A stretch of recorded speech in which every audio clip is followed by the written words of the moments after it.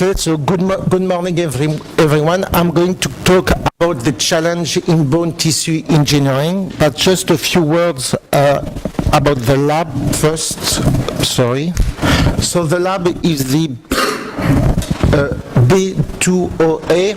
It's a laboratory from the CNRS, the University Paris Diderot, and the veterinary school of Maison Alfort.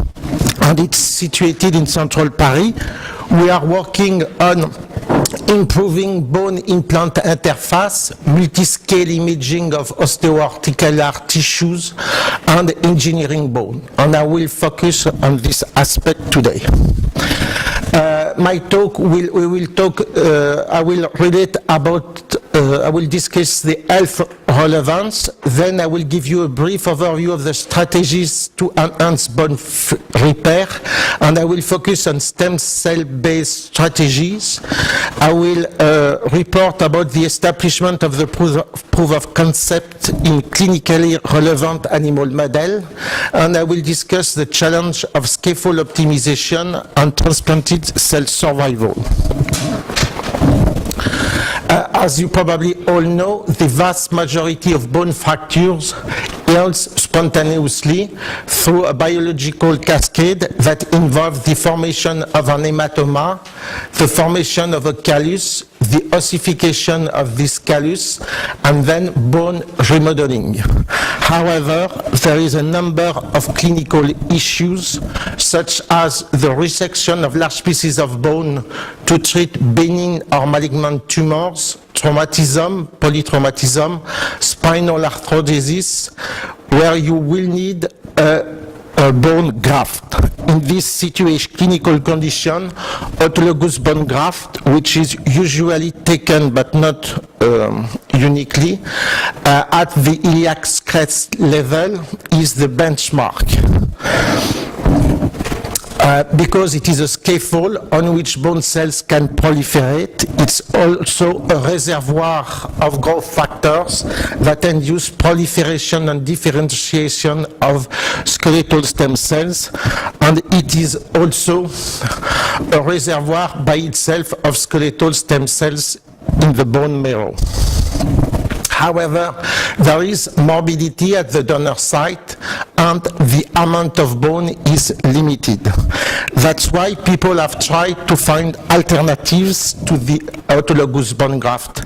The oldest one is the allograft or bank bone, which is bone that is collected during surgery or on human cadaver.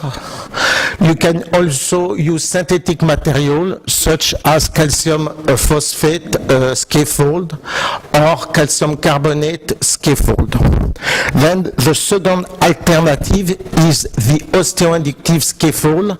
In this case, people have mixed bone morphogenic proteins, which are growth factors that are able by themselves to induce bone formation in subcutaneous site with a scaffold. It's usually a collagen scaffold. And then you have osteogenic scaffold, which are a combination of stem cells and a scaffold, usually calcium phosphate or calcium carbonate scaffolds. I will focus on this strategy now. You have different potential stem cell sources. You can use embryonic stem cells or skeletal stem cells derived from embryonic stem cells. You can use inducible progenitor cells, which are adult cells which have been reprogrammed to give rise to cells which have the same properties as embryonic stem cells. Today I will discuss the third category of cells, which are adult stem cells, mainly mesenchymal stem cells. These stem cells can be found throughout the human body, but I will focus on mesenchymal stem cells that are derived from the bone marrow because it's the natural reservoir of bone stem cells. So these cells were discovered by Alexander Friedenstein in 1968. You can find them under many names, like mesenchymal stem cells, multipotent stromal cells, or marrow stromal cells, but always with the same acronym, which is MSCs. And I will refer to them as MSC now on. They are easy to isolate from a bone marrow biopsy. You just have to mechanically disrupt the bone marrow and then select these cells by plastic adherence, because this bone marrow has hematopoietic stem cells and MSCs, and hematopoietic stem cells don't adhere to the plastic. So the clinical scenario would be to collect bone marrow from the patient in the first step, then to amplify MSCs, to seed them on scaffold, and to place the TC construct. The TC construct is the combination of the MSCs plus the scaffold in the bone defect. You can envision also to use a perfusion bioreactor to amplify stem cells onto the scaffold in static or dynamic conditions. Next slide. So about the proof of concept. So to establish the proof of concept in a clinically relevant model, the first thing that we did with Véronique Viato, who is a professor at the veterinary school, we set up a critical size defect model in the sheep metatarsal bone. This is the metatarsal. It's a straight bone, so it's easy to place an implant, and it's just skin on top of the bone, so it's much easily, you can have an easy surgical access. And in this condition, if you create a 2.5 centimeters bone defect, it will never repair. However, if you place autologous bone graft, you will have a bone repair in 100% of cases. So to establish the proof of concept, first we took some bone marrow as similarly to what we want to do with the human. So we collect bone marrow, we amplify MSC, we seed them onto scaffold, and then place them into the metatarsal bone defect. And what we observed is that in this condition, defect left entity never repair, defect filled with a scaffold alone, which is in this case calcium carbonate scaffold or coral exoskeleton, never repair. However, in 3 out of 7 sheep, you've got a nice bone repair when you use a TC construct made of MSCs and a scaffold. And when you look at quantitative results, coral MSC scaffold give rise to much more bone than the 2 other groups. Well, this was a movie, but it doesn't matter. We also kept for a long term one animal to see if we can if it remodels. And you can see the histology section at on one animal which was sacrificed at 4 months, and after 14 months, and the removal of the osteosynthesis plate on the cast, you can see it's not exactly like an contralateral healthy bone, but it resembles a lot. We also did this experiment in a slightly different scenario. And, so we collect bone marrow, amplify MSC in plastic, and then into a perfusion bioreactor. And in parallel to this, we use a slightly different technical surgery, which is called the Masquelet procedure, where we place we create a bone defect, then we fill this bone defect with orthopedic cement for 2 months. That's often done like this in a clinical situation. And after 2 months, we fill the cavity, we remove the orthopedic cement, and you have a membrane that surrounds the cavity. You keep this membrane and you can fill it with granular materials. And we let the animal, and you can see that in this condition you don't have a statistical difference between the bone volume in the coral MSC group, in the tissue construct group, and in the autologous bone graft groups, which is quite an interesting result, because in the autograft group you have already filled it from the beginning with a lot of bone. So here you have almost the same quantity of bone after 4 months, no, 6 months, I think, in this experiment. However, you don't have the same clinical bone union. It's 25% in the tissue construct group and 100% in the autologous bone graft group. So what is the lesson that we can take from this large animal study? To summarize it, what we can say is that the osteogenic potential of tissue construct made of scaffold plus MSCs is superior to the scaffold itself. However, it remains inferior to the autologous bone graft. So what we can do to improve this situation? Well, we can first optimize the construct preparation, and Morad will talk about this later. We can also try to achieve a balance between scaffold resorption and bone formation, because in many times the scaffold was too resorbable.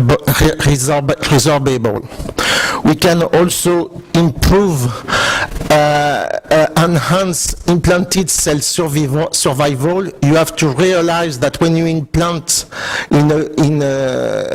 cells in a large bone defect, they will not have a direct access to oxygen and nutriment because it's avascular. And we have also to control inter-individual variability, because from one ship to one ship we have very different results. And it's something that I will not discuss today, but I think it's an important issue, especially when you are working with large animals. In all these challenges, there is some biomechanics. Morad will show you how biomechanics is important in bioreactor. Bone, to achieve a balance between scaffold resorption and bone formation, there is biomechanics because MSCs and osteoclasts are mechanosensitive cells. Access of nutriment is dependent on fluid flow. So I think there are biomechanics. I'm not going to discuss it because I am a biologist and I'm not the right person to do it, but we have to be aware that biomechanics is important in all this, to solve all these challenges. So, first of all, I will discuss how to achieve a balance between scaffold resorption and bone formation. As I told you before, it's very difficult. You have to have a balance between scaffold resorption and bone formation, because if the scaffold is not resorbable, it will not leave space for bone formation. And if it's too resorbable, osteoblast cells, which are adherent cells, will not adhere. So we have to find ways to modulate scaffold resorption. So a first way to modulate scaffold resorption is to modify its mineral content. Usually people use as a scaffold hydroxyapatite, but hydroxyapatite can be substituted by a number of components such as copper, Zhang, which are known for their anabolic role on bone tissue. You can also modulate a bone scaffold resorption by replacing hydroxyapatite by TCP, which is calcium triphosphate, which is much more resorbable. So people play with this chemistry. It's the first way to modulate scaffold resorption or increase bone tissue formation.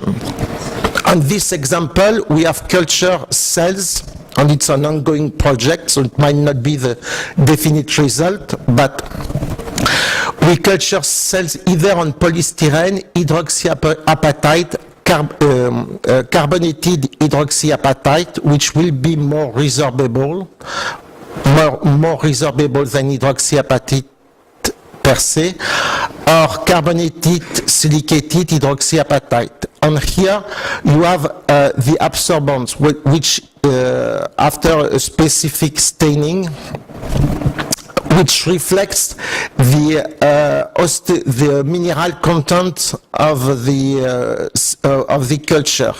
And what you can see is that there are differences between these three groups, so that the chemical composition can affect the osteogenic potential of MSCs which were cultured on this different scaffold. You can also play, when you are using granular scaffold, on the particle size of tissue construct. For instance, in this experiment, we use different particle size, which is very easy to, it's an experiment which is very easy to do, either 45 to 80 micrometer particle size, 80 to 200 micrometer, up to 3 millimeter particle size. And we take this particle and mix them with MSCs and implant them 2 months in a subcutaneous subcutaneous pouches in mice. And this model is known to form bone. And what we observe is that if you don't put any cells, you will not have bone. In the all other situation, you have some bone. And when you can't quantify the quantity, the bone surface area on this graph, and here you have the particle size, you see that with particles that are from 45 to 80 micrometer, there is almost no bone. And the optimal is at 80 to 200 micrometer particle size. So a simple parameter such as the size of the particle that you use to for seeding your MSC into the bone defect may have critical effect. It also affects the quantity of bone marrow that you will find into your implant, with the optimum being at 80 to 200 micrometer particle size. In the laboratory, we are using either granular scaffold with the muscular procedure, or we are using massive scaffold. And in this case, we are working with David Marchand and Baptiste Charbonnier, who produce a ceramic scaffold by additive manufacturing. And we are trying to so the scenario is to take a scanner, a CT scan of a rat femur, then to prepare implants of different with the exact shape of the bone defect and with different architecture. Here it's gyroid architecture of different pore size, and here it's the architecture that mimic exoskeleton of coral. And we have, so that's the different scaffold. Next one. So that's the 200 micrometer gyroid structure, that's the 800 micrometer gyroid structure. And we have implanted them into a rat femoral defect, so it's an ongoing experiment. I cannot yet tell you the results. What we are also, so now I'd like to discuss the second challenges to enhance implanted cell survival. Why we were interested in this issue. When you implant cells associated with a scaffold, so a tissue construct in a large bone defect that is a few centimeters large in shape, cells will be exposed to inflammation, to oxidative stress, to an immune reaction in an environment that lacks vascularization, so they will be exposed to an ischemic environment. So we were first interested in the fate of these cells in this ischemic environment. So what we did, we took some MSCs, we labeled them with a reporter luciferase reporter gene, then we load them onto scaffold and implant them in ectopic mice model, and we follow the fate of the implanted cells by bioluminescence imaging.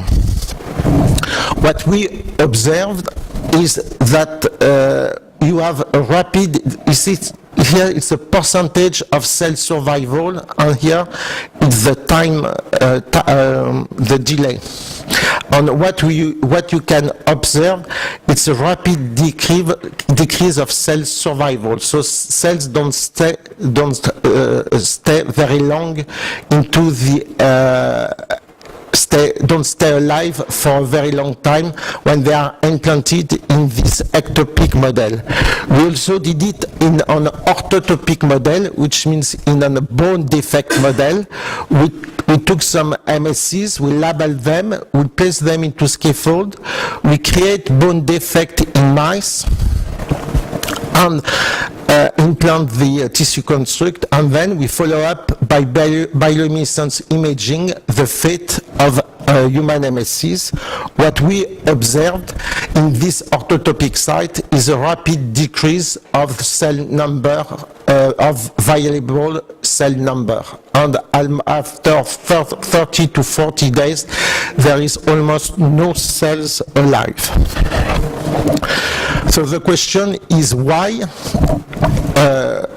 Well, this is true for subcutaneous implant, for a subcutaneous site or intrabone site when you are using tissue construct. It's true also, different groups find exactly the same thing when they implant MSCs in intracardiac or in the intervertebral disc. So it's quite a general phenomenon. So why this?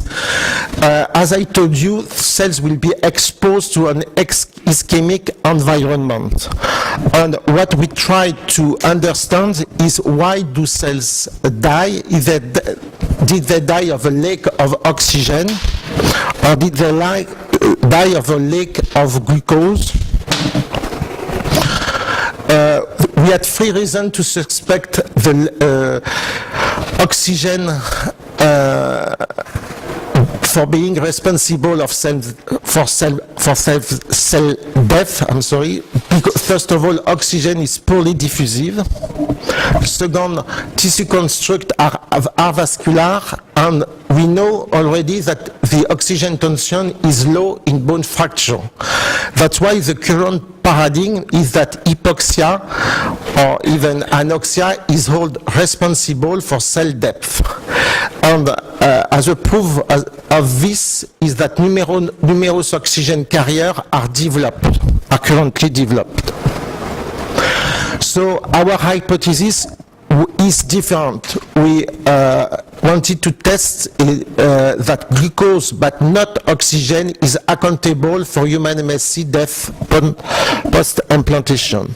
So what we did, we took human MSCs, we cultured them either in absence of glucose or in the presence of glucose in an hypoxic station that reflects the oxygen tension that they will be exposed in vivo, which is 0.1%. And we checked for the viability at different time points. Here you can see a video that shows if it works. If it doesn't work, it doesn't. No, it doesn't. Yeah. You can see a video of cells that are living without glucose, and you can see that a lot of cells are dying. There are a lot of round cells, and it's only after 5 days. And this one is cells which are in anoxia but with glucose. In this case, you don't have much, you don't have a lot of round cells, and you don't have a lot of dead cells. And when you quantify the number of viable cells as the day of the time of exposure to anoxia, you can see that in the absence of glucose, the number of viable cells decrease rapidly. In contrast, if they are cultured in the absence of oxygen but in the presence of glucose, cells remain viable. Which means, and then we check that what we found in vitro was true in vivo, and I will, for time reasons, go very quickly, just show you one graph. You can see here we have implanted cells with or without glucose in hydrogels, and you can see that after 14 days there is much more cells when they are exposed to glucose than when they are not exposed to glucose, which means that the presence of glucose enhances cell viability. How much time do I have? 2 minutes. Okay. So I will switch. I will not talk about. So now we are developing a nutritive hydrogel to enhance cell viability, and to do this we are using some fibrin gels. We put some starch. Starch is a polymer of glucose, and an enzyme that cut a glucose monomer from starch, so it can release glucose. And as you can see on this experiment, you can improve a lot. That's a cell that is cultured in this nutritive hydrogel. After 14 days, they are much more viable than cells that have not received any glucose. Last point, what is the hypothesis to express MSC-based mediated osteogenesis? At the beginning, people thought that cells will directly form bone. This is not true because they die within a month. So how you can explain their role? I will pass this.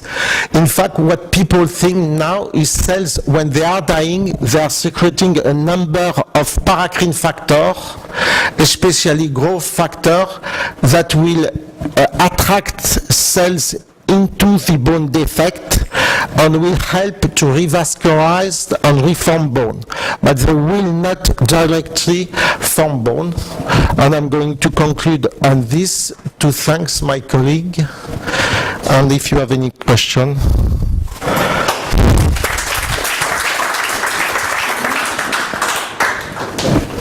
We'll talk to you on that. Thank you. You just said that MSCs are not directly responsible for bone creation, but when they die, they secrete some factors which enhance bone creation. So in which respect it disagrees with the effort to make MSCs, to make them viable in Well, I understand the question. It might look contradictory, but you have to remember that at that point we are doing the osteogenic potential of this tissue constrict is not sufficient. So we have to improve it. And the way to improve it is to force these cells to stay alive for a longer time, so they will secrete much more growth factors, and their positive effect should be increased. Actually, I have two questions. The first one is you talked about, at the beginning, I was wondering if the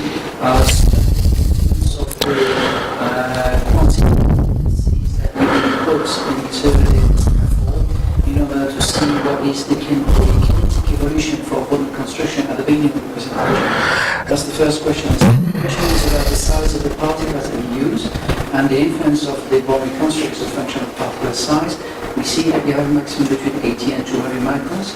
I was just wondering whether this is related to the cell size, which is optimized for this kind of particle size. So first one, there is an effect of cell density.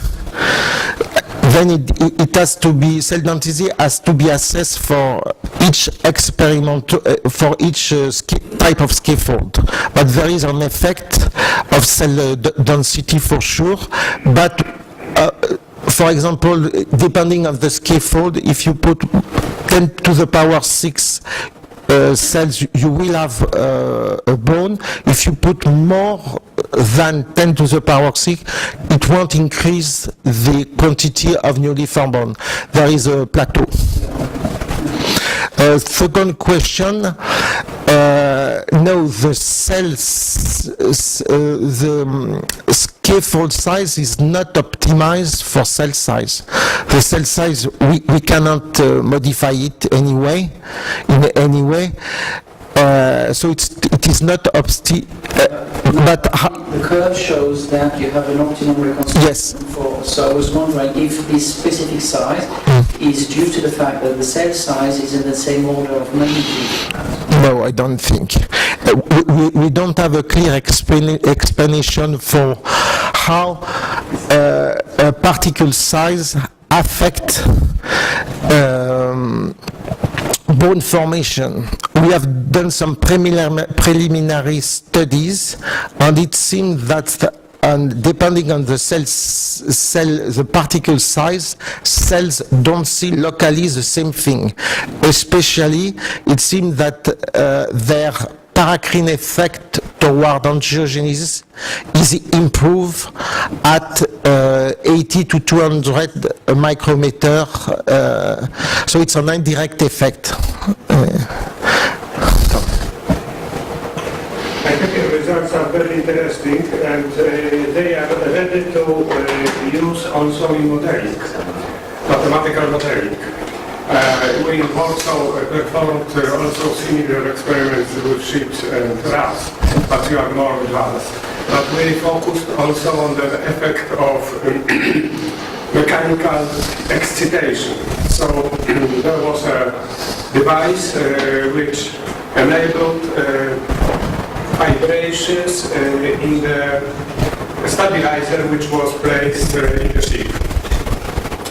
And we are performing with Francesco Group a lot of work focused on mathematical modeling of interaction between bones and materials like that. So these experiments could be very useful in, first of all, verification of the model. On the other hand, the model can enable better planning the experiments, what is sometimes very important, especially when we have animal tests. So we can reduce the number of animals, for instance.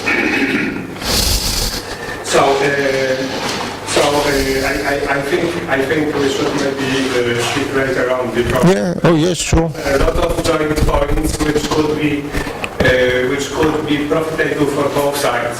Oh yeah, no, I'll be happy to. As having these models, mathematical models, we can observe different scenarios of tissue recovery. So this way you can, for instance, forecast the optimal porosity, maybe orientation of pores, maybe sizes of pores, mechanical characteristics, and so on.